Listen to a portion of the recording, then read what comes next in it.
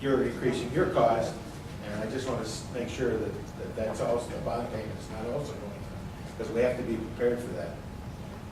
And I mean, I know there's a figure of over $3.5 million in retained earnings too. For what it's worth. yeah, well, I think we spent some of it. Hopefully not all of it. No, well, we spent a lot of it Yeah. recently because they were back charging, you know, it was kind of balancing everything off. Because it had come out of Joe Coach to go into Stillwell, because Stillwell had been paying a lot of the bills. And so we owed Stillwell a lot of money. We paid Okay. That's all that. quite a bit of money at the a couple of months ago. Trying to bring it up to, in fact, we paid on one of them up through June, if I remember correctly. So, and that was the balance of it. While we wait for Mr. Clark, looking for that, what? I don't have the other bond issue with me unless you have it. I have a couple, but I don't know which one it is. I believe it's the one that runs through 2017. I know. He I'm carries surprised I don't. everything around with I do carry, I carry everything, I don't always know what it means, but I carry it. We'll try to carry it out. It's just like, Donna's organized. I know. like that. It's- He thinks it's 2017 one. I know. That is something. That's good. I'm glad.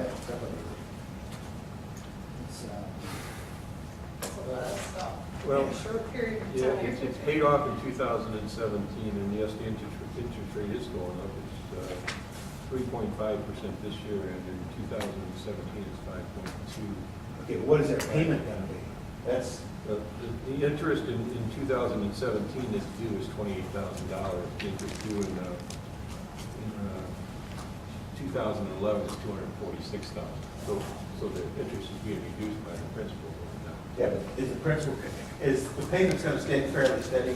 Does it look fairly steady, or? It looks like was 900,000 last year. It's starting to come down to 866, 833, then 903, and then 1,062, 1,080, 1,158, and 1,011. Excuse me, those are all millions, not Yeah. thousands. Excuse me. So it does a little bit of this. And we do have, if you look at the cash account, we do have some money that's invested in a CD for these rainy day accounts. Yeah, that's, because he's got 10 or 12 open, so. Okay, so we're not gonna run into a problem. I don't foresee one, let's put it that way. Just, you know, because you're increasing your maintenance quite a bit over the next couple of years, and I just was concerned about, the next 5 years. And we got about 6 years to pay this off, so everything's gonna hit at Everything's once. gonna collide. Some things you may want to think about, seeing how far we can stretch it. We've been doing that for the last Yeah. 5 years. Yeah, Mr. Weir. This question is through the chair, Mr. Clark. Mr. Clark, looking at that bond debt service schedule dated 6/30/2012, is the principal 610,000, and that's what shows in this budget that they have here. Yes, sir.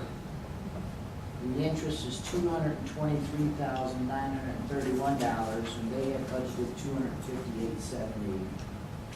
The difference of almost 30 grand or so. I would have to check with Mr. Simone on that. Because they have the interest here on the departmental request for 2012 is $258,780, and our interest showing on this schedule here is only $223,931. Right, I see that. So if we could just find out what the difference is or why that's up there like that. Okay.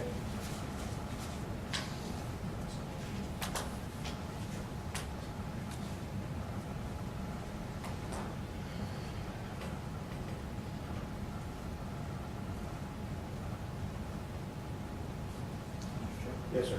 Another question for Mr. Clark. Does Stillwell have the same administrative team? They still?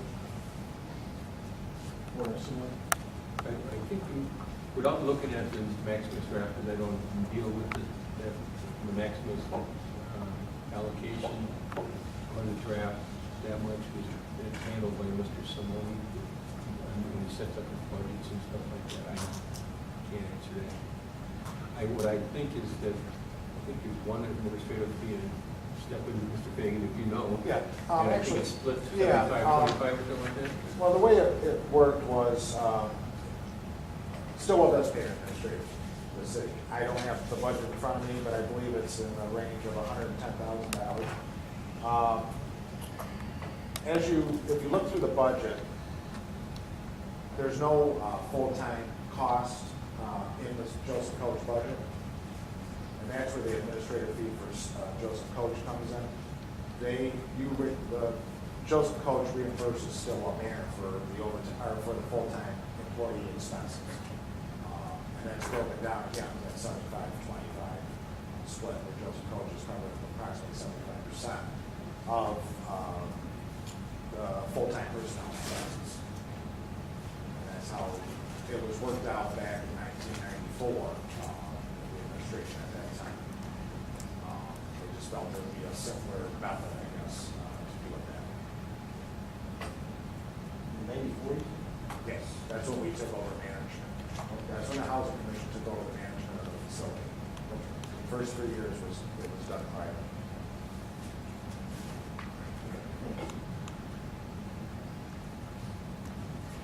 Mr. Fagan, Yes. how many employees? There's 4, let's see, what is it? Yourself and myself, it's 2. What do they do? Denise Leachek is Director of Administration. Okay. I'm Director of Maintenance. And then I have a full-time maintenance employee. We have a full-time clerk. We have a full-time housekeeper. And the rest is part-time. We have 2, 3, 4 part-timers, 1 part-time housekeeper, 3 other janitorial. And you cover both places at the same time, basically? Yeah, I'm called 24 hours, 7 days, 365 days. Just about. And no overtime. Compact, huh? No, he doesn't get that either. He hasn't taken it. Yeah, so that's what it is. We appreciate it. Do you see any breakdowns coming or any things that are, I mean, I know you're doing appliance replacements, and I know you're replacing the carpeting, but I was concerned when we had this failure of the one balcony. Do we have some type of process or some type of maintenance or some type of inspection that are going to be done periodically, or do we just wait until something falls down and then we do something about it? Well, the balcony, that was a surprise to me too. It was assuming an isolated thing. Like I said, we did the roofs on that facility. We sided the whole facility. We had an issue with our fire alarm system. We have 3 buildings, so we have 3 separate fire alarm systems there. We've had the dry valve that handles the 3rd floor and attic area over there. There's a lot of mechanical items there that could fail, and one of them was the dry valve on the fire alarm system. That happened back in December, January, somewhere in that time. And, again, it was something that wasn't expected, so we've already done 2 of them. So the Housing Commission, with my recommendation, we ended up doing the 3rd one to prevent it from happening under an emergency situation. So we just did that. That was about $5,000. So the housing commission takes makes those decisions. Correct. Because we handle the day-to-day operations and management. And they all got a copy of this report from the testing engineers. Yes. That's on file. Because they're seeing. There's a lot of mechanical devices, at that facility.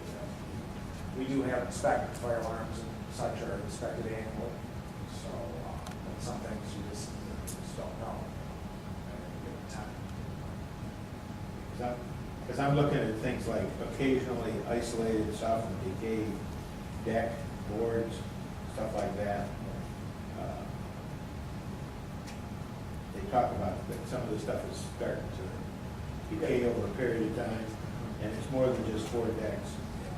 The one thing is, yeah, and I did want to budget for some deck replacements, the ones that are, because there are overhangs on some of the balcony areas, and those don't get the weather like some of the open balconies do. I did want to put in for some deck replacement, but with the budget the way it was in the furnace replacement, I just felt that was a necessity, so we did scale back, and then next year we're hoping to start doing some of the deck board replacement. If I can work it in, maybe we can do some this year in-house possibly. But, Please look at those that where they noted them, because there was a lot of them where they noted, you know, some softening and some decay. Okay. I'll definitely go through that. Yeah, 'cause there's a whole bunch of them. Okay.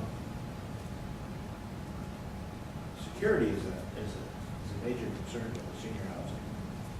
And you're saying that you've updated the fire alarm, do they have alarms in their apartments also?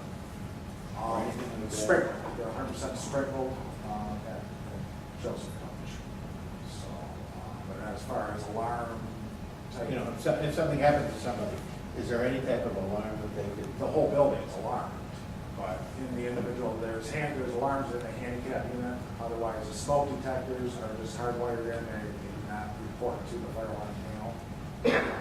So, but there's fire alarms throughout the hallways of the complex itself. But individual like pole stations, that type of thing, no, there's not. Okay. It's not set up that way. Would you set it up differently? Have you? Stillwell has medical in the bathrooms, they have a pull station, but, you know, the accident or whatever, it has to happen in the bathroom. Most of the time, 911 calls is from a telephone, I would say, more so than a medical. Yeah, the facility just wasn't set up that way, so. It's just not. I don't know, I mean, I'm glad we finally understand who's on first around here, because we've been getting this stuff and not really with a good explanation or a good understanding of what's really happening. And I appreciate both of you coming today to answer our questions. I don't know if anybody else has any other questions? Come over anytime, too. Right. We'd love to show you. Yeah, I've seen it, yeah. We may be able to schedule that. We'd She love should it. come at least once a month, too.